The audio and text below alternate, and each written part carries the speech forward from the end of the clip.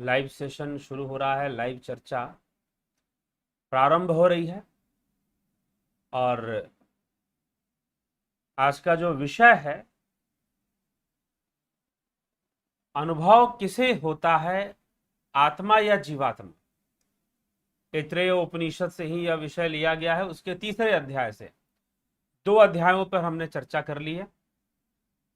यह तीसरे अध्याय और आखिरी अध्याय की चर्चा है।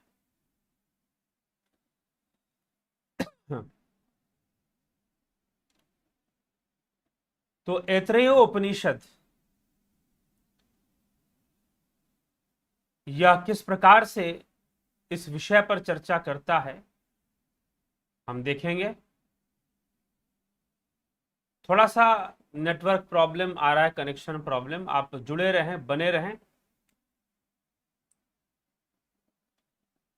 तो निश्चय ही यह ठीक हो जाएगा। घबराने की जरूरत नहीं है। चलिए, तो यह जो विषय है कि अनुभव किसे होता है, आत्मा को या जीवात्मा को।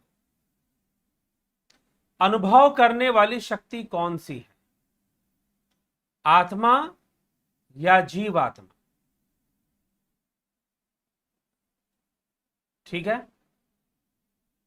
तो आत्मा या जीवात्मा यह क्या है, आत्मा क्या है, जीवात्मा क्या है, और अनुभव कौन करता है, अनुभव किसे होता है। जीवात्मा को अनुभव होगा या आत्मा को अनुभव होगा, यही आज का मुख्य विषय है। और यही मुख्य प्रश्न है ऐत्रेय उपनिषद में। और कई बार लोग भी इस बात को लेकर संशय में रहते हैं कि भाई ये जीवात्मा सब कुछ देख रहा है, कर रहा है, या आत्मा सब कुछ देख रहा है, कर रहा है। कौन देख रहा है, कौन कर रहा है, वास्तविक दृष्टा कौन है, वास्तविक अनुभव करता कौन है। ठीक है जी, तो आज इस विषय पर हम चर्चा करेंगे। तो यह विषय ऐत्रेय उपनिषद में इस पर प्रश्न है, और कई बार लोग इस पर प्रश्न करते ही रहते हैं। तो जानने का प्रयास आज स्पष्ट हो जाएगा। जैसे कि कई बार कहा जाता है, आपने सुना होगा कि कर्म तो जीव करता है, फल भी जीव ही भोगता है। इसका मतलब आत्मा कर्म नहीं कर रहा, यह भी मान लिया जाता है।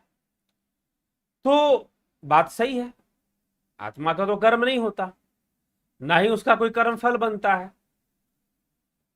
लेकिन साथ में एक और तथ्य कि सर्वकर्ता तो वही है, सब कुछ करने वाला भी वही है।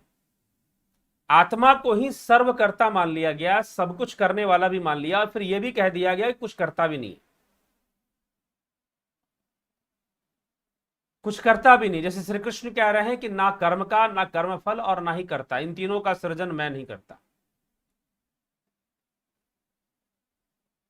9वें अध्याय में कहते हैं कि सब कुछ बनाने वाला मैं ही हूं, फिर कहते कि नहीं, मैं नहीं बनाता, मेरे सकाश से पृथ्वी, प्रकृति, पृथ्वी नहीं प्रकृति, मेरे सकाश से प्रकृति ही रचना करती है, प्रकृति ही बनाने वाली है, प्रकृति ही सृष्टि करने वाली है, सृजन करने वाली है, मेरे सकाश से। फिर यह भी वो कह देते हैं। तो अब हमें यह विचार करना है कि भाई इस बात को समझा कैसे जाए।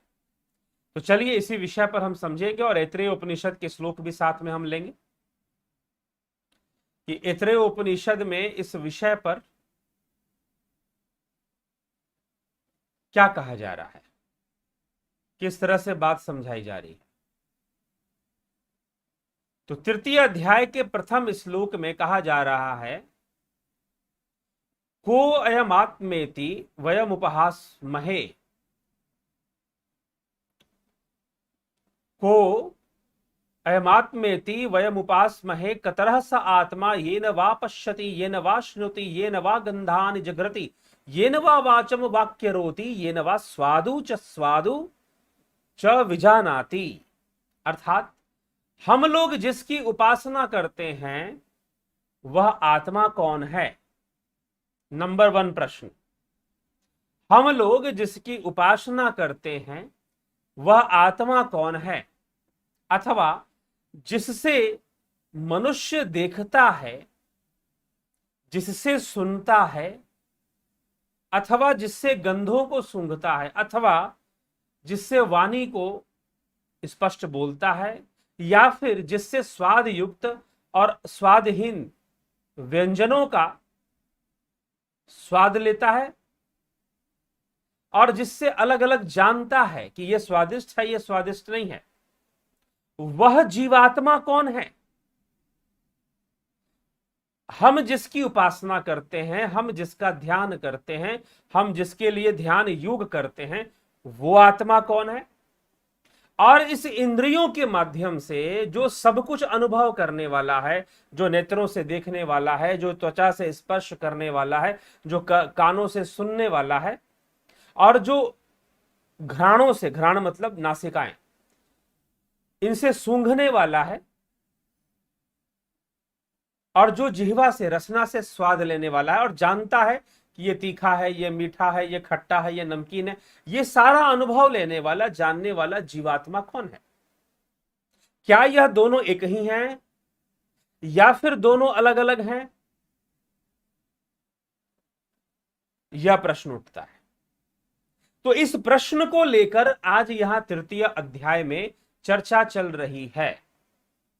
क्यों चर्चा चल रही है? क्योंकि ऐतरेय उपनिषद प्रारंभ कहां से होता है आप याद कीजिए, नहीं तो दोबारा जाकर एक बार सुन लीजिए कि ऐतरेय उपनिषद का प्रथम और दूसरा व्याख्यान, पहले नंबर पर जो व्याख्यान था और जो दूसरे नंबर पर जो नंबर 2 लिखा होगा, ऐतरेय उपनिषद नंबर 2, उसको जरा फिर से सुन लीजिए। दूसरे व्याख्यान में पूरे सृष्टि क्रम को बताया गया है कि आत्मा की चेष्टा से सृजन हुआ, लोक बने, उन लोकों से फिर लोकपाल बने। हिरण्यगर्भ पुरुष सबसे प्रथम लोकपाल हुए, ब्रह्मा जी को ही वो हिरण्यगर्भ पुरुष माना गया, और फिर उन्होंने उस हिरण्यगर्भ पुरुष सर्वप्रथम अंड के रूप में प्रकट हुए। वो अंड के फूटते ही उसमें से सर्वप्रथम उसके मुख से अग्निदेव प्रकट हो गए, नेत्रों से सूर्यदेव, मन से चंद्रमा, घ्राणों से वायुदेव, नासिका से वायुदेव प्रकट हो गए, कानों से दशों दिशाओं के देवता प्रकट हो गए। तो इस प्रकार से वहां वर्णन मिलता है। तो ये इंद्रियां प्रकट हो गई, इंद्रियों के देवता प्रकट हो गए, वास्तव में इंद्रियों को ही देवता माना गया है। तो ये सारी चीजें प्रकट हुई, अब इनके माध्यम से अनुभूतियां हो रही हैं। तो अब वास्तव में अनुभव करता कौन है? हम जिसकी उपासना करते हैं वो आत्मा कौन है? और इंद्रियों के माध्यम से, आंखों से देखने वाला, कानों से सुनने वाला, नासिका से सूंघने वाला, त्वचा से स्पर्श करने वाला, जिह्वा से स्वाद लेने वाला, वाचम वा करोति, मुख से बोलने वाला, स्वादु च अस्वादु च विजानाति सह आत्मा कतरह, वह आत्मा कौन है भाई?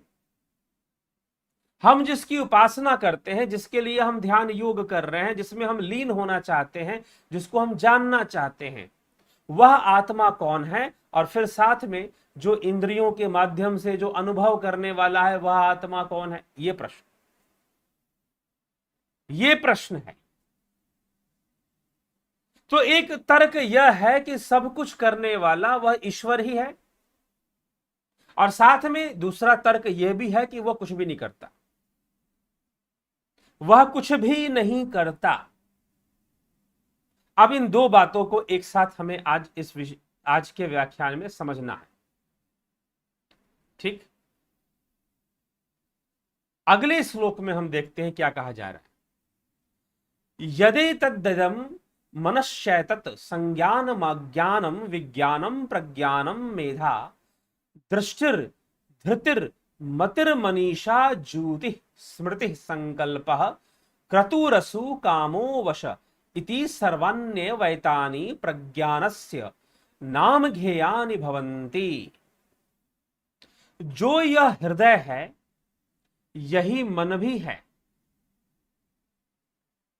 सम्यक शक्ति है, आज्ञा देने की शक्ति, विभिन्न रूप से जानने की शक्ति, तत्काल जानने की शक्ति, धारण करने की शक्ति, देखने की शक्ति, धैर्य करने की शक्ति, बुद्धि की शक्ति, मनन शक्ति, वेग और स्मृति की शक्ति, स्मरण शक्ति, संकल्प शक्ति, मनोरथ शक्ति, प्राण शक्ति, काम शक्ति, स्त्री प्रसंग की अभिलाषा।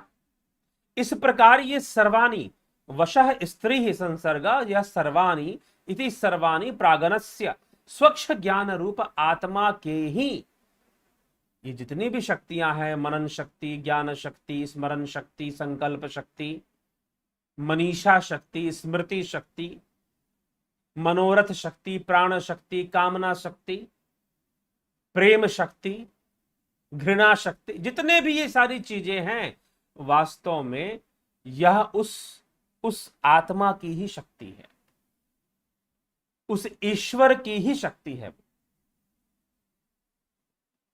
जिससे ये सारी चीजें हो रही। मैं यहां कुछ मनन करके बोल पा रहा हूं, आप मनन करके श्रवण कर पा रहे हैं, ठीक है, तो यह उसी की शक्ति है। फिर कहते हैं एष ब्रह्मा एष इंद्रः एष प्रजापति एते सर्वे देवा च हमानि पृथ्वी वायु आकाश आप ज्योतिषी इति एतानि पंचमहाभूतानि च इमानि शुद्ध मिश्राणि बीजानि च इतरानि इतरानि अंडजानि च जरुजानि च स्वेदजानि च उद्भिदजानि च अश्वा गावः हस्तिनः पुरुषा यत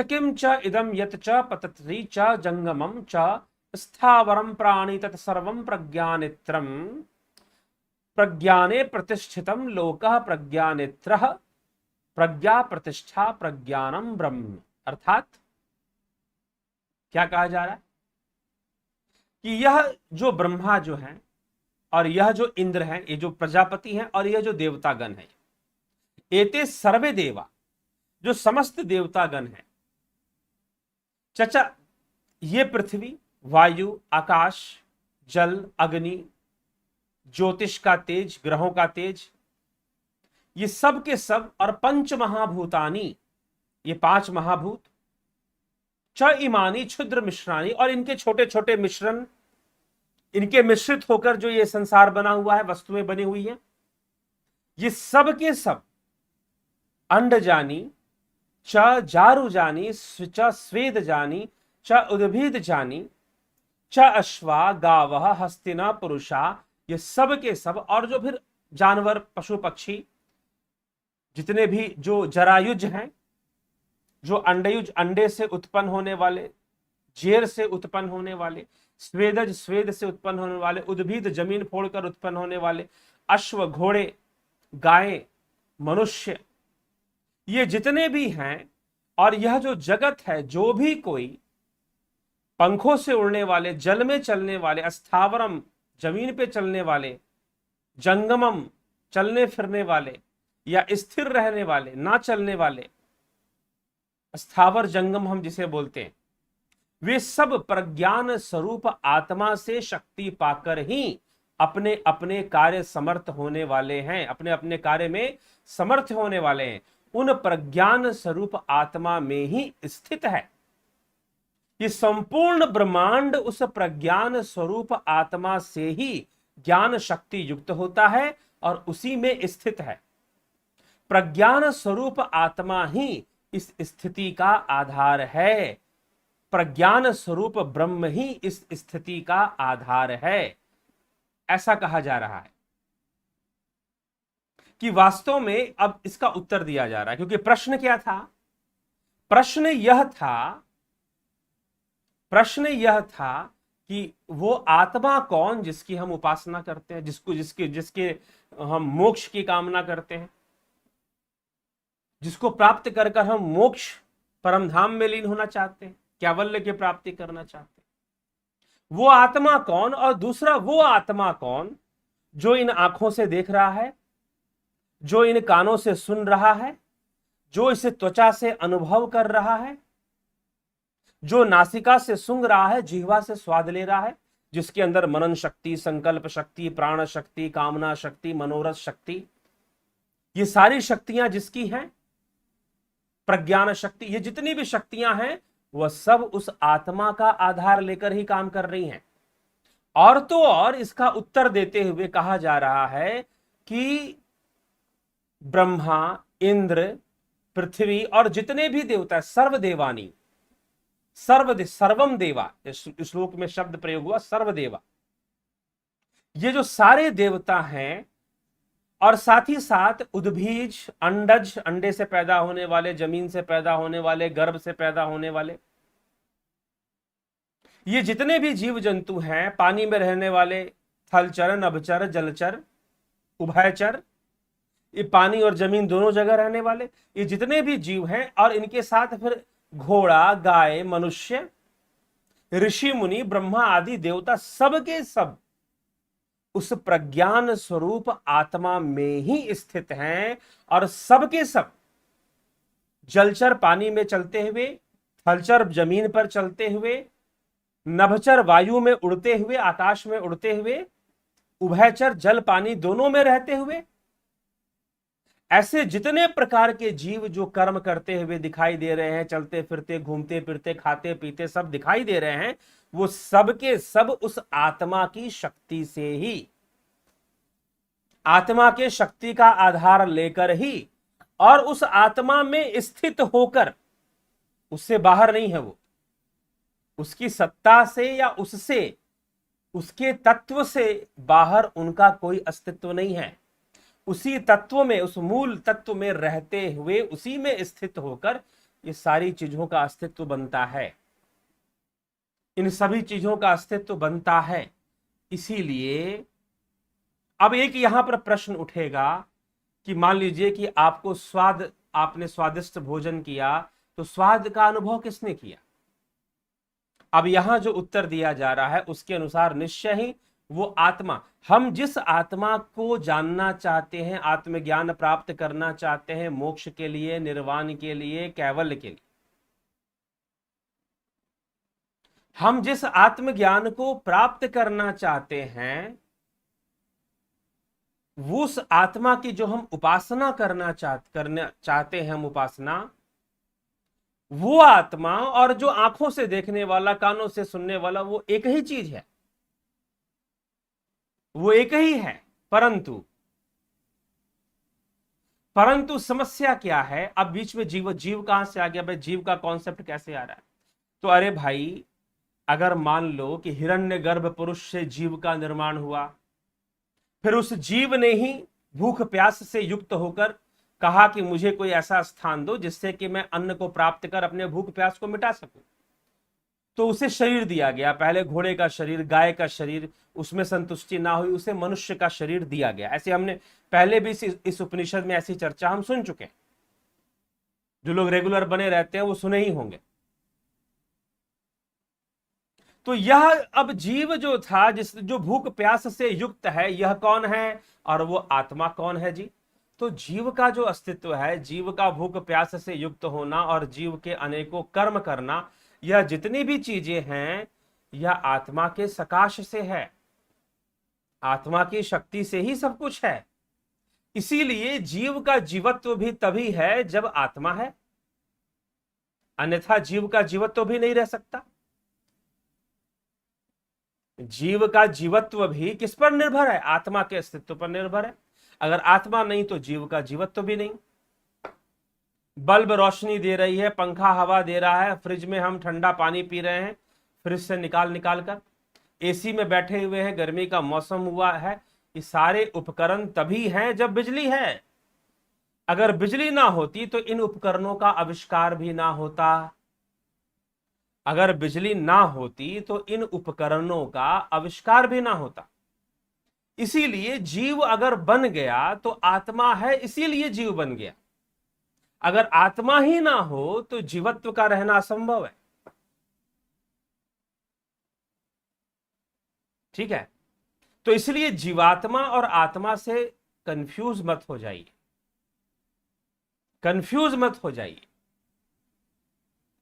तो वास्तव में जो परम अनुभव करता है और सभी कर्मों का जो एक करता है, वह आत्मा ही है, वही सब कुछ करने वाला है। लेकिन अब आप क्या बोलोगे अच्छा, वही सब कुछ करने वाला है, वही ईश्वर है, तो फिर संसार में इतने पाप क्यों हो रहे हैं? सीधा सा प्रश्न।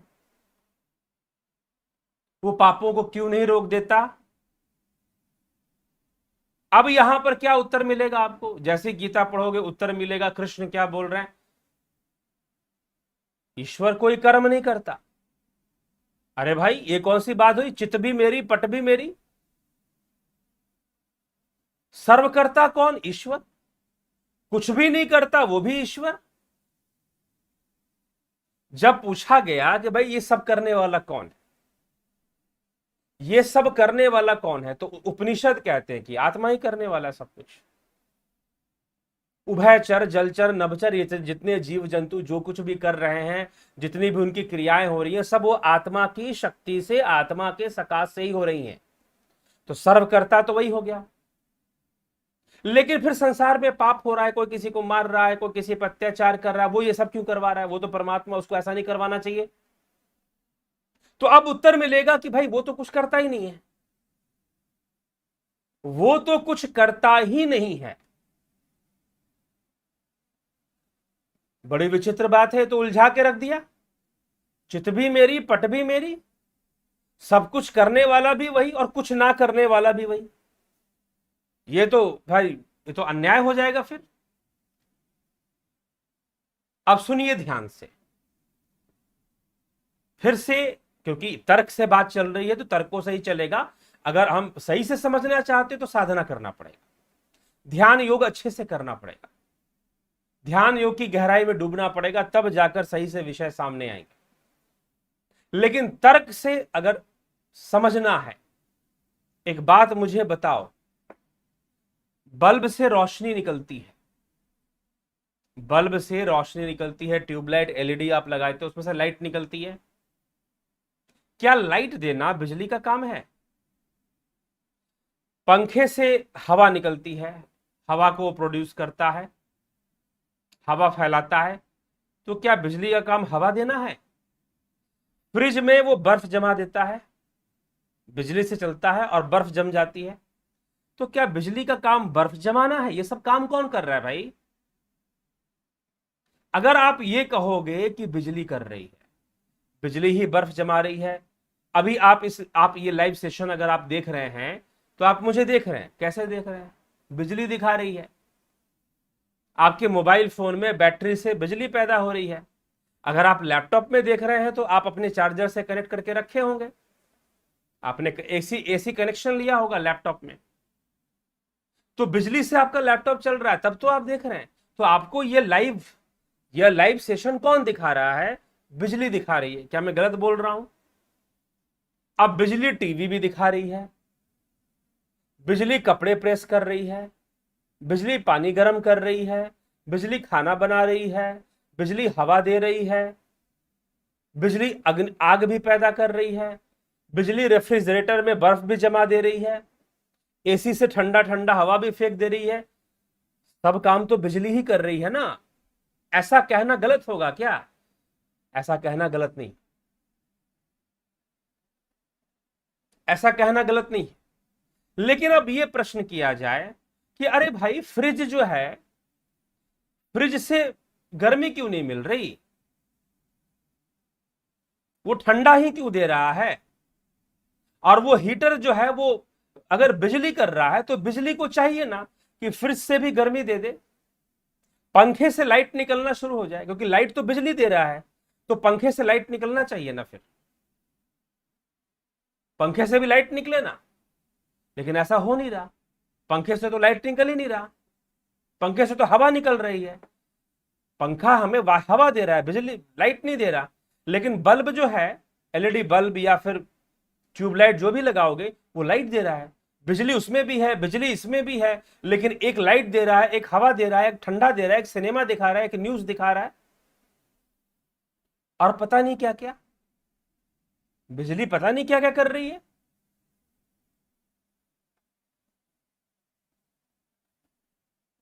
तो ये सब क्या बिजली हवा दे रही है क्या? बिजली लाइट दे रही है क्या? जी नहीं, बल्ब लाइट दे रहा है। आप कहोगे पंखा हवा दे रहा है। अब बिजली सब कुछ कर भी रही है और बिजली कुछ नहीं भी कर रही। बिजली सब कुछ कर भी रही है और वो कुछ नहीं भी कर रही है। अगर बिजली का काम होता हवा देना, बिजली का काम होता बर्फ जमा देना, रेफ्रिजरेटर के अंदर फ्रीजर में बर्फ को जमा देना, अगर बिजली का काम होता टीवी में सिनेमा दिखाना, टीवी में या फिर अपने लैपटॉप मोबाइल में आप ये वीडियो देख पा रहे हैं, लाइव सेशन देख पा रहे हैं, यह भी तो बिजली ही दे रही है ना। अगर बिजली का काम सिनेमा दिखाना, बिजली का काम वीडियो दिखाना, गाने सुनवाना, टाइम बताना, कपड़े प्रेस करना, कपड़ों को वॉशिंग मशीन में धो देना, अगर ये सब बिजली का ही काम था, बिजली का ही तो है, क्योंकि बिजली के बिना संभव नहीं है ये सब, बिजली के बिना ये सब संभव नहीं है।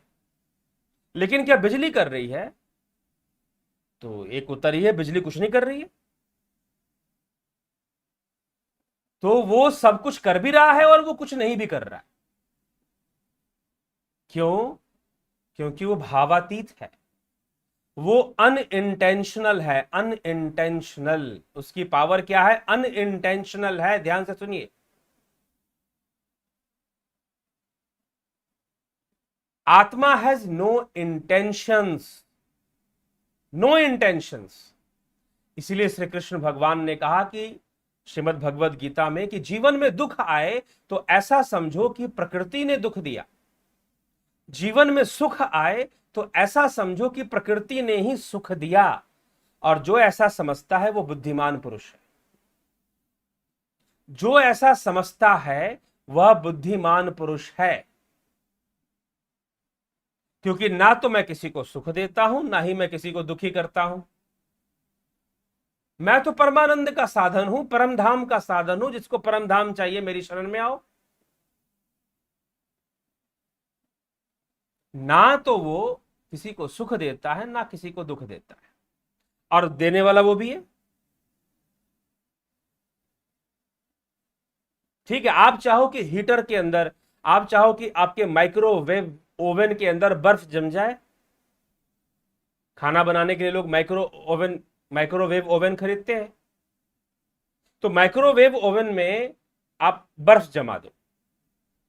आप सवाल करो कि भाई इसमें भी बिजली, उसमें फ्रिज में भी बिजली, फ्रिज में अगर अगर फ्रिज भी बिजली से चलता है, फ्रिज में बर्फ जमता है, तो इसमें भी बर्फ जमना चाहिए ना। माइक्रोवेव ओवन में भी बर्फ जमना चाहिए, क्योंकि बिजली का काम है बर्फ जमाना। तो भाइयों, बिजली का काम बर्फ जमाना नहीं है, बिजली का काम हवा देना नहीं है, बिजली का काम रोशनी देना नहीं है। लेकिन सत्य यह भी है कि ये सारे काम बिजली ही कर रही है। तो पाप करवाना आत्मा का काम नहीं है, पाप करवाना आत्मा का काम नहीं है, पुण्य करवाना आत्मा का काम नहीं है। लेकिन सत्य यह भी है कि कोई कुछ भी कर रहा है तो उस आत्मा की शक्ति से ही कर रहा है। अगर पाप भी कर रहा है तो आत्मा की शक्ति से, पुण्य भी कर रहा है तो उसी की शक्ति है। बस एक भ्रम है जिसे अहंकार कहते हैं। एक भ्रम है जो पूरे सिस्टम का केंद्रीकरण कर देता है, केंद्रित कर देता है। जैसे रोबोटिक्स होता है ना, रोबोटिक्स के अंदर एक सिस्टम है, उसका एक मदरबोर्ड है, या फिर लैपटॉप है आपका, उसका मदरबोर्ड है, जहां से सारी चीजें कंट्रोल हो रही। वो मदरबोर्ड ही उसका ईगो है, अहंकार है उसका। उसी का आधार लेकर सारा डाटा स्टोर हो रहा है। जैसे कि चित्त में, स्मृति में, इस मनुष्य रूपी कंप्यूटर के स्मृति में, चित्त में सारा डाटा स्टोर है जी, वो काम कर रहा है। लेकिन सकाश किसका है? उस आत्मा का ही सकाश है। पाप करेगा वो फल वही भोगेगा, पुण्य करेगा वही भोगेगा, वो अहंकार भोगेगा। वह जीवत्व बोध भोगेगा। सुख दुख उसके लिए, आत्मा के लिए ना सुख है ना दुख है। सर्वकर्ता वही है और निःकर्ता भी वही है। क्योंकि बिजली का कोई इंटेंशन नहीं है कि वो फ्रिज में बर्फ जमा दे, बिजली का कोई इंटेंशन नहीं है कि वो टीवी में सिनेमा दिखा दे, बिजली का कोई इंटेंशन नहीं है कि वो माइक्रोवेव ओवन में खाना बना दे। बस वो तो है, अब ये मत सोच लेना कि जैसे बिजली है बिल्कुल आत्मा भी वैसे ही है, जी नहीं। बस मैं एक समझाने के लिए एक संकेत दे रहा हूं, एक उपमा दे रहा हूं बिजली का। आत्मा तो सर्वव्यापी एक ही तत्व है, सब कुछ जड़ भी उसी से बना, चेतन भी उसी से बना। तो तर्कों से सब बात समझ में नहीं आएगी, साधना ध्यान योग करना पड़ेगा, ध्यान योग की गहराई में जाना पड़ेगा, साधना करनी पड़ेगी, ठीक है। ये विषय समझिए। अनइंटेंशनल आत्मा इज कंप्लीटली अनइंटेंशनल, उसका कोई इंटेंशन नहीं है। भावातीत, इसलिए हम कहते हैं भावातीत। त्रिगुण रहितम भावातीतम सतगुरुत्तम नमामि। यहां पर गुरु के लिए भी, सतगुरु के लिए भी कहा जा रहा है कि त्रिगुण रहितम भावातीतम, जो भावनाओं से परे, और त्रिगुण तीन गुणों से परे, सतोगुण रजोगुण तमोगुण से परे, प्रकृति की विषमता से परे, जो समता है, जो ब्रह्म स्वरूप है, जो प्रज्ञान स्वरूप है। इसीलिए इन 4 श्लोकों में, ऐतरेय उपनिषद के तीसरे 4 श्लोकों में यही तो कहा गया। पहला प्रश्न रख दिया गया कि भाई जिसकी हम उपासना करते हैं वो आत्मा कौन, और जो आंखों से देखने वाला, नासिका से सूंघने वाला, मुख से बोलने वाला, त्वचा से स्पर्श करने वाला, कानों से सुनने वाला, यह आत्मा कौन, जिह्वा से स्वाद लेने वाला, यह आत्मा कौन, मनन करने वाला, चिंतन करने वाला, प्राण शक्ति से मनोरथ शक्ति, कामना शक्ति, चलाचल शक्ति, इन सब से संपन्न आत्मा कौन, ये कौन कर रहा है। तो तीसरे श्लोक में कहा गया ये सब उसी के प्रज्ञान से, प्रज्ञान स्वरूप वह आत्मा ही है जिसमें सब स्थित है, और जिसके प्रकाश से सब कुछ हो रहा है, जिसके सकाश से सब कुछ हो रहा है, वह एक ही आत्मा, उसी से सब कुछ हो रहा है, और सब कुछ, सारा ब्रह्मांड उसी में समाहित है।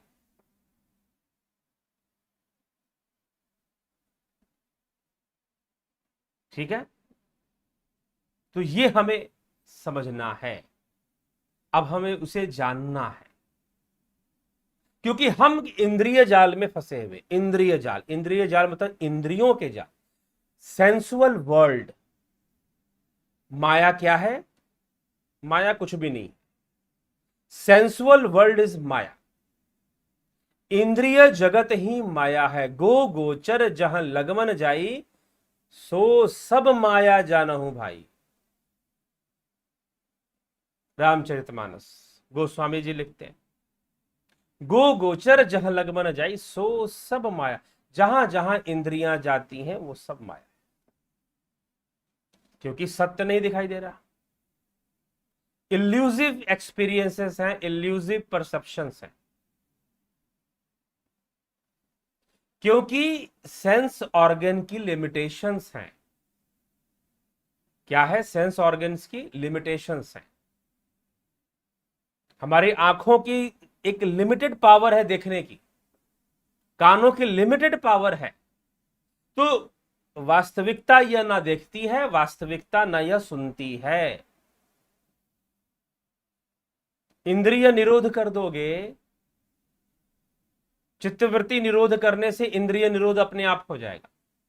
चित्तवृत्ति निरोध करने से इंद्रिय निरोध अपने आप हो जाएगा, और जब इंद्रिय निरोध कर दोगे तो जगत का निरोध हो जाएगा, और जगत का निरोध हो जाएगा तो अद्वैत सामने है, अद्वैत आत्मा हमारे सामने आ जाएगा।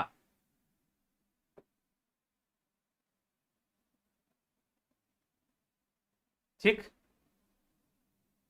अद्वैत आत्मा हमारे सामने आ जाएगा। ठीक है, तो ये चीज, तो ये समझने का विषय है, और इसी विषय को यहां पर ऐतरेय उपनिषद में बताया जा रहा है कि उस आत्मा से ही, उस आत्मा में ही संपूर्ण जगत स्थित है। उसी से आखिरी श्लोक को भी देख लेते हैं, क्या कहते हैं। चौथा श्लोक ही आखिरी श्लोक है। सह अस्मात् लोकात् उत्क्रम्य अमुष्मीन स्वर्गे लोके, एतेन प्रज्ञेन आत्मा सर्वान् कामान आप्त्वा अमृत संभवत संभवत। अर्थात संभवत संभवत वह इस लोकों से ऊपर उठकर, जिसने उस प्रज्ञान स्वरूप आत्मा को जान लिया, जिसने इस जीवात्मा और आत्मा के रहस्य को भली भांति जान लिया कि वास्तव में सब कुछ करने वाला आत्मा ही है, उस आत्मा के द्वारा ही सब कुछ हो रहा है। जीवात्मा तो बस उसकी एक अभिव्यक्ति है, जो कि माइक है, जो कि इंद्रियों के कारण। तो अभिव्यक्ति सब कुछ उसी से चल रहा है, जिसने यह भली भांति जान लिया, समझ लिया, उस आत्मज्ञान की ओर उसने यात्रा शुरू कर दी। उसके लिए यहां पर यह श्लोक कह रहा है कि वह इस लोक से लोकात उत्क्रम्य, इस लोक से ऊपर उठकर अमुष्मीन परम धामे स्वर्ग लोके, पर वही स्वर्ग लोक जिस परम धाम के लिए वह उस आत्मा के लोक को, परम धाम को, इस प्रज्ञान स्वरूप ब्रह्म के सहित संपूर्ण दिव्य भोगों को प्राप्त होकर, पूर्ण काम होकर अमर हो गया है, काम विहीन नहीं। इसलिए जो सिद्ध योगी है उन्हें पूर्ण काम, उनकी सारी कामनाएं पूर्ण हो जाती हैं, कामनाओं की पूर्णता को प्राप्त करते हैं। वो ऐसा नहीं कि वो कोई सारी चीजें, क्योंकि एक कॉन्सेप्ट हमारे दिमाग में त्याग करो त्याग करो त्याग करो, ये छोड़ो वो छोड़ो, लोभ छोड़ो, क्रोध छोड़ो, मोह छोड़ो, अहंकार। अरे भाई, जब तक ये पंचभूत रूपी शरीर है आपके पास, ये पंच विकार माई का लाल कोई पैदा नहीं हुआ जो खत्म कर दे। ना कोई गुरु, ना कोई संत, वो अपना नहीं खत्म कर पाएगा, तुम्हारा क्या खत्म करेगा। जो गुरु जी कह रहे हैं कि मेरी शरण में आ जाओ, लोभ मोह काम करो, दूर हो जाएंगे, उनका अपना नहीं दूर हुआ, जाके पता कर। जो बात कृष्ण ने नहीं कही वो तुम कैसे कह सकते हो? जो बात राम ने दावा नहीं की वो उसका दावा तुम कैसे कर रहे हो? जब तक ये पंचभूत का शरीर है तब तक ये पंच विकार हैं। यही प्रैक्टिकल है, यही साइंटिफिक तथ्य है, वैज्ञानिक तथ्य है ये। बस इनका संतुलन होता है। आप अपने क्रोध को संतुलित कर सकते हैं, लोभ को संतुलित करके रखिए ताकि आपसे पाप कर्म ना हो। इनका संतुलन होगा, इनका नियमन होगा, इनको नियम में रखिए। लोभ मोह काम क्रोध अहंकार को कहां कैसे क्रोध करना है सीखिए, जानिए। ठीक है जी। तो किसी जिज्ञासु ने प्रश्न किया कि महाराज कभी पारिवारिक कलह क्लेश पर भी वीडियो बना दो, हमारे घर में बहुत क्लेश होता रहता है, कुछ हमको प्रेरणा मिले लोगों को आपको सुन। जरूर जी, आपके उस पर भी वीडियो ले आएंगे कि पारिवारिक कलह क्लेश का कारण क्या होता है। आध्यात्मिक कारण, सांसारिक कारण तो बहुत सारे हो सकते हैं कि किसी को पराठा खाना है, किसी को रोटी खानी है, किसी को उपवास रखना है, किसी को स्कूल जाना है, किसी को ऑफिस जाना है, किसी का कुछ किसी का कुछ, बहुत सारी बातें। किसी को कुछ पसंद है तो एक घर में सब लोग रह रहे हैं तो कलह क्लेश भी होता है। फिर आध्यात्मिक कारण क्या हो सकते हैं और उसको कैसे मैनेज करना चाहिए, जरूर इस पर वीडियो लेकर आएंगे आने वाले समय में। तो सब कुछ आत्मा में ही हो रहा है और जो इस बात को जान लेता है वो अंत में उसी ब्रह्म में लीन होता है, उसी आत्मा में लीन होता है। यही उसकी परम गति होती है, परम धाम की उसकी प्राप्ति। ठीक है। तो मुझे लगता है कि सब कुछ करने वाला आत्मा ही है और कुछ नहीं करने वाला भी वही। आप समझ पा रहे होंगे, कुछ तो जरूर समझ पा रहे होंगे कैसे इस बात का दावा कैसे किया जा रहा है कि सब कुछ करने वाला भी आत्मा और कुछ ना करने वाला भी आत्मा।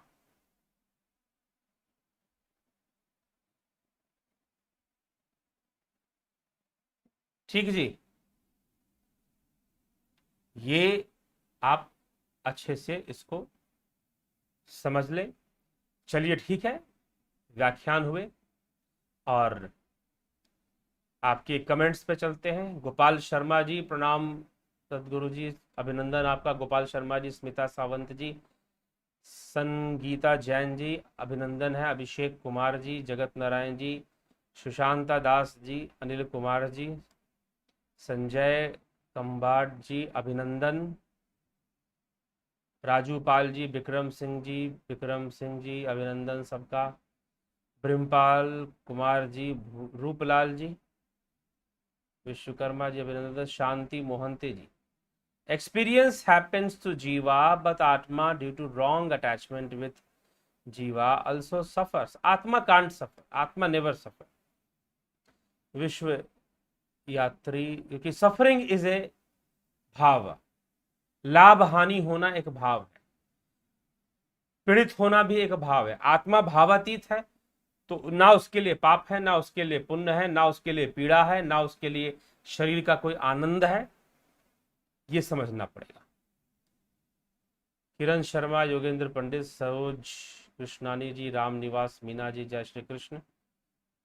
मनीष पटेल जी, ओम जी, वैजनाथ कुशवाहा जी, अभिनंदन। चंद्रभान गहलावत जी, नमन। ठीक है जी, कांग्रेगेशन स्वामी जी, फैंटास्टिक, अच्छी बात है। चंदन कुमार, राधे राधे गुरु जी। Kamlesh Upadhyay ji, thank you. संकल्प मिश्रा जी, झमकराज थापल्याय जी, हरिओम जी, हरिओम। धर्मेंद्र चौहान जी, ओम शिव, ओम नमः शिवाय, ओम हर हर महादेव, ओम शिव, हरिओम। ईश्वर प्राप्ति, गुरु ईश्वर की आज्ञा से अपने शिष्य को अपने स्पर्श मात्र से ही गुरु अपने प्रज्वलित ईश्वर के प्रकाश ब्रह्म ज्ञान या अंतिम ज्ञान को अपने शिष्य से कैसे संचारित कर देते। ब्रह्म ज्ञान का नहीं संचार होता बंधु, मार्ग मिलता है, ब्रह्म ज्ञान का नहीं होता कुछ। ब्रह्म ज्ञान आप स्वयं ही प्राप्त करते हैं, कोई गुरु आपको ब्रह्म ज्ञान नहीं दे सकता।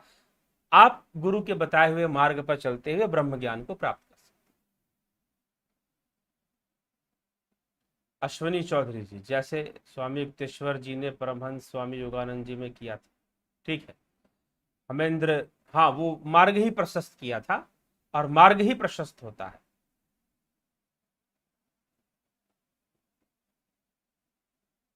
जीवात्मा तथा आत्मा में क्या बारीक अंतर होता, आज बता दिया गया, आप जरूर रिपीट करके सुन लीजिए।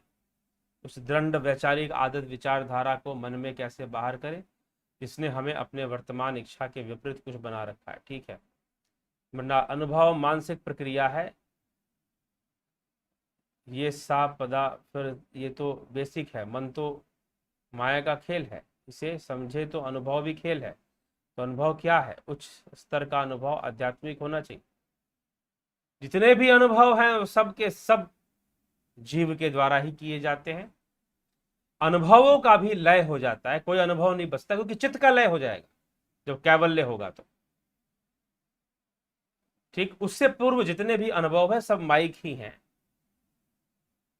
प्रणाम गुरु जी। गौतम बुद्ध ईश्वर नहीं बोले, क्यों नहीं बोले? लेकिन किसी ऐसी सत्ता को उन्होंने मान लिया जिसे वो शून्य, बुद्ध ने नहीं कहा था। ये एक बात और ध्यान रखिए, जितनी भी बुद्धिस्ट फिलॉसफी आप पढ़ते हैं, शून्यवाद, विज्ञानवाद, ये सब बहुत बाद में विकसित हुए। हाँ, ये लोग त्रिपिटक का आधार लेते हैं, लेकिन स्पष्ट रूप से नहीं। ये दार्शनिक विचारधाराएं बहुत बाद में विकसित की गई। बुद्ध ने बस उपनिषदों की जो साधना थी, सच पूछिए तो उसे जनमानस तक पहुंचाया, गृहस्थ लोगों तक पहुंचाया। वो ध्यान योग, वो साधना जो कि मात्र आरण्यक किया करते थे, आरण्य में रहने वाले योगी ऋषि मुनि करते थे, बुद्ध ने उसे गृहस्थ लोगों तक पहुंचाया।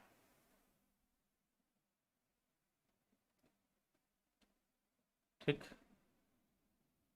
श्रीनिवास आंबरकर जी, कोटि कोटि प्रणाम जी। रचना जी, अश्विन चौधरी जी, स्मिता सावंत, अश्विन चौधरी। कैसे चैतन्य के ऊपर इच्छा बैठ जाती है तो मन बन जाता है, और चैतन्य के ऊपर इच्छा बैठ जाती है तो जीव, ये सब बातें ऐसे समझ में नहीं आएंगी, बिना ध्यान योग किए समझ लेना। अभी तो फिर ऐतरेय उपनिषद ने बताया तो गया कि आत्मा ने चेष्टा की और चेष्टा से फिर हिरण्यगर्भ कई लोगों का को पैदा किया, फिर लोकपाल हिरण्यगर्भ पुरुष का निर्माण कर दिया।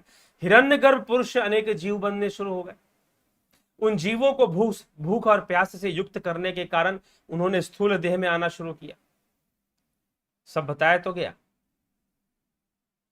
ठीक, उसकी आत्मा है ही नहीं। ठीक है जी, चलो मत मानो।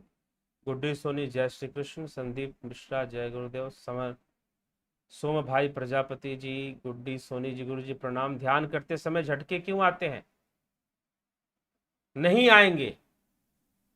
ध्यान योग का कोर्स कीजिए, झटके नहीं आएंगे। ठीक है, झटके आने बंद हो जाएंगे। जयंती भाई पटेल जी अभिनंदन आपका। अर्जुन पाटिल जी अभिनंदन। भावु पटेल, अपूर्व विश्वकर्मा, रितिका चौधरी जी ओम तत्सत। क्षमा कीजिएगा, मैं ये आपसे ये प्रश्न कर रही हूँ कि को गुरु जी क्या आप ब्राह्मण कास्ट के? ये यहाँ का विषय नहीं, ये पर्सनल विषय है। आप कभी प्रश्न कीजिए, पर्सनली प्रश्न कीजिए, तो मैं आपको अपने बारे में इसका उत्तर दे दूंगा। और दूसरी बात कि श्री कृष्ण इसके बारे में गीता में क्या कहा गया कि गीता में चतुर्वर्ण के बारे में बताया हुआ है, क्षत्रिय कौन वैश्य कौन, तो किस तरह से बताया हुआ मैं भी उसी तरह से मानता हूं जो श्रीमद् भगवद गीता में इस विषय को मानता है। बाकी आप मुझसे प्रश्न जानना चाहते हैं तो आप व्यक्तिगत रूप से व्यक्तिगत प्रश्न कर सकते हैं, लेकिन ये प्लेटफॉर्म व्यक्तिगत प्रश्न के लिए नहीं है और ना ही व्यक्तिगत कुछ बातें बताने के लिए। अगर आपको कोई पर्सनल बात बतानी है मुझे लाइफ के बारे में, जीवन में किसी घटी हुई घटना या दुर्घटना, तो आप भी वो भी पर्सनली बताइए और पर्सनली ही पूछिए जो पूछना है।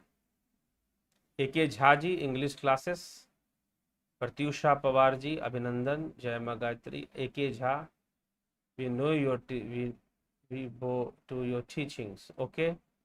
उमेश पांडे जी अनुभव में नहीं, अपने घट की बात आप ही जाने, किसके घट में शरीर का भाव है वही जाने।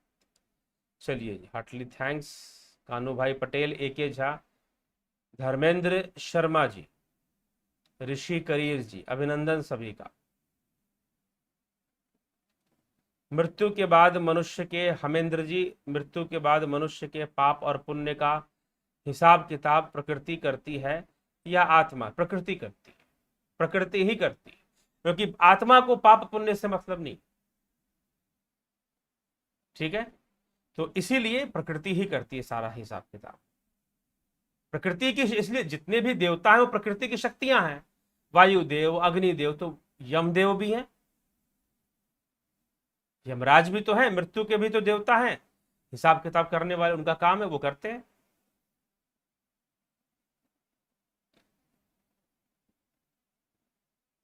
What should we think while meditating? Stop thinking. AK Jha, what should we think while meditating? Yes, meditation is the contemplation, but ध्यान, अब यहां पर क्या है कि language problem, linguistic problem. Meditation is not a correct word for dhyan. Meditation, this word is given by Edmund Husserl phenomenology. वहां पर meditation की बात हसरल ने की है अपने फेनोमेनोलॉजी को समझाने में। Western philosophy, modern western philosophy अगर आप पढ़ेंगे, कंटेम्प्रेरी फिलॉसफी पढ़ेंगे, तो एडमंड हसरल ने मेडिटेशन को समझाया है। मेडिटेशन इज ए कंटेम्पलेशन, ध्यान इज नॉट ए कंटेम्पलेशन। ध्यान मतलब सोचना बंद, stop thinking, no thoughts, no thought waves. ध्यान मतलब नो थॉट वेव्स। पतंजलि योग सूत्र क्या कहता है? चित्त वृत्ति निरोधा, चित्त वृत्ति निरोधा, चित्त वृत्ति का निरोध, ये ध्यान है। ठीक है जी, कुछ मत सोचो, क्योंकि आप you are using the word meditation but your intention is to know about ध्यान. So I am explaining in this way. The meditation is a different thing, dhyan is a different thing.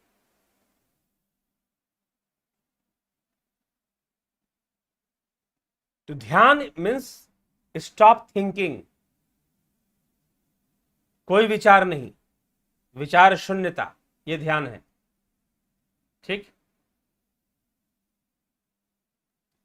Sundarlal Verma जी, आत्मा ही करता, आत्मा ही अकर्ता, एक अन्य उदाहरण द्वारा समझाने. हो गया उदाहरण. गुरुजी दोबारा इसको रिपीट करके सुन लीजिए. और ये तर्कों का विषय नहीं है, तो इसीलिए ध्यान योग भी करना ही पड़ेगा समझने के लिए, नहीं तो प्रश्न हमेशा बने रहेंगे. प्रश्न हमेशा ही बने रहेंगे, प्रश्नों का अंत नहीं होने वाला. क्योंकि कचोरी मल के दुकान पर समोसे कैसे मिलते हैं, मिठाई लाल की दुकान पे जलेबी कैसे मिलती है, बैठे बैठे बतियाने से नहीं पता चलेगा, जाकर खाओगे तो पता चलेगा, जाकर खाओगे तो पता चलेगा। तर्कों से पता नहीं चलेगा, तर्कों से पेट नहीं भर जाएगा, रोटी खाने से पेट भरेगा। ठीक है, ये चीज है। तो इसीलिए ध्यान योग करना पड़ेगा, तब जाकर समस्या का समाधान होगा। दिनेश ठाकुर जी, गुरु जी, जिनको शास्त्रों और पूजा की विधि का पता नहीं है, उनके द्वारा श्रद्धा और प्रेम भाव से की हुई पूजा ईश्वर को साकार स्वीकार होती है। हमारा पूजा देवता स्वीकार करते हैं, देव पूजा स्वीकार करते हैं, वही उसके अधिकारी। तो निश्चय ही स्वीकार होती है। आप श्रद्धा भावना से करिए और आप नियम को जानिए, आप सिद्धांतों को जानिए। ठीक है, आप रटिए मत। देखो सुनो, आपको नवरात्रों की पूजा करनी है, अगर आप पूजा की का कॉन्सेप्ट समझते हैं और पूजा को आप सही से जानते हैं कि व्हाट इज पूजा, क्या है पूजा, अगर आप जानते हैं तो गरीब से गरीब आदमी भी पूजा कर सकता है। लेकिन अगर आपको कॉन्सेप्ट नहीं पता कि पूजा किसे कहते हैं, तो अमीर से अमीर होकर भी आप पूरा धन लगाकर भी सारी सामग्रियां, कोई विद्वान पुरोहित पंडित को बुलाकर भी आपकी पूजा अधूरी रहेगी। तो पूजा का कॉन्सेप्ट अगर पता है आपको, तो आप चाहे गरीब से गरीब क्यों ना हो, आप पूजा कर लेंगे, पूजा कर लेंगे आप। क्योंकि पूजा का नियम ही यही है कि तुमने जो भी अर्जित किया है या फिर जो भी तुम्हारे पास है, तुम उसी से अर्पण करोगे, अपनी श्रद्धा को अर्पण करोगे। तो अगर आप सही से पूजा का अर्थ और कॉन्सेप्ट समझते हैं तो आप कर लेंगे, गरीब से गरीब भी हो तो कर लेंगे, नहीं तो अमीर से अमीर होकर भी गलतियां हो जाएंगी। ठीक जी, गलतियां हो जाएंगी। तो यह भी एक अलग विषय हो जाएगा कि पूजा कैसे करनी चाहिए। ठीक है, तो कभी और व्याख्यान में अलग अलग देवी देवताओं की अलग अलग विधि, वो एक अलग बात है, लेकिन एक मूल कॉन्सेप्ट होता है, एक मूल विधि होती है पूजा की, वो समझना जरूरी। और पूजा नरक से मुक्ति का मार्ग है, इसलिए पूजा देवताओं की होती है। आत्मा परमात्मा जिसको आप कहते हैं, ब्रह्म कहते हैं, ईश्वर कहते हैं, उनकी पूजा नहीं होती, उनका तो ध्यान योग होगा।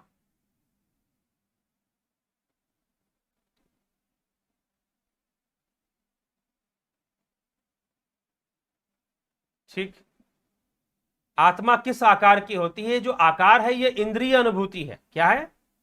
जो आकार है वो इंद्रिय अनुभूति है, और इंद्रिय अनुभूतियों के परे आत्मा है तो उसका कोई आकार नहीं होता बंधु। क्या वो निराकार होता है? निराकार भी नहीं, क्योंकि निराकार कहना भी बुद्धि का विषय है, निराकार कहना भी बुद्धि का विषय है। इसीलिए मांडुक्य कारिका चर्चा हो चुकी है, कुछ दिन पहले के वीडियो में जाइए, टाइटल बना हुआ है कि वो आत्मा ना साकार है, ना निराकार है, ना जन्मा है, ना अजन्मा है। इसलिए साकार निराकार का झगड़ा हमेशा के लिए बंद कर दो, खत्म कर दो।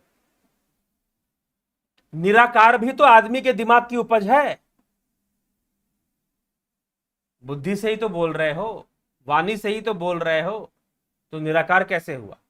साकार ही हो गया। फिर रही बात आत्मा इंद्रियों से परे है, तो उसका ना आकार ना निराकार, दोनों नहीं, माना ही नहीं जा सकता। ठीक है, ये आप स्पष्ट कर ले, पहली चीज। रही बात आकार की, तो उपनिषदों में हमारे चैनल पर आत्मा अंगुष्ठ मात्र है, इसके ऊपर भी वीडियो बन चुकी है। ज्यादातर वो प्रश्न किए जा रहे हैं जिन पर पहले ही वीडियो बन चुकी, तो अंगुष्ठ मात्र कहने का भी अर्थ बताया हुआ है। ठीक जी, चलिए। टेक बहादुर पाराजुली जी, अभिनंदन। भक्ति और ज्ञान में क्या अंतर है? दोनों एक दूसरे के पूरक है। अगर सही से ज्ञान ना होगा तो भक्ति भी सही से नहीं होने वाली। जैसे रोटी खाने से, दीपक जी, खाने से पेट भरेगा, वैसे ही भगवान सामने होंगे तब भगवान की बात समझ में। सामने होंगे मतलब, लेकिन जो इंद्रिय अनुभूति में नहीं आता वो इंद्रियों के सामने तो नहीं होगा, कोई मतलब नहीं है उसका। ठीक है। और भगवान तो कोई और चीज है। आप लोग बार बार भगवान को परमात्मा की जगह पर रख देते हैं। समस्या यहां पर है। भगवान जो भगों से संपन्न है वो भगवान है।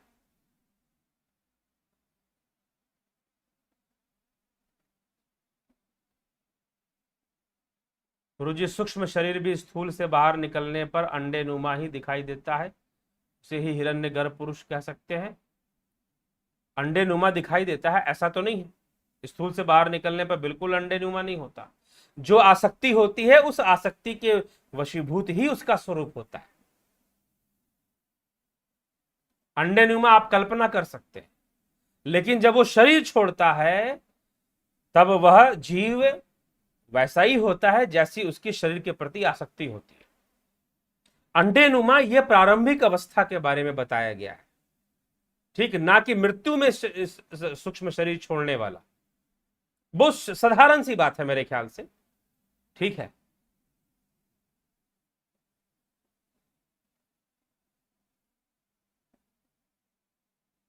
धर्म क्या है? धर्म समय के साथ बदलता है। कभी और चर्चा करेंगे।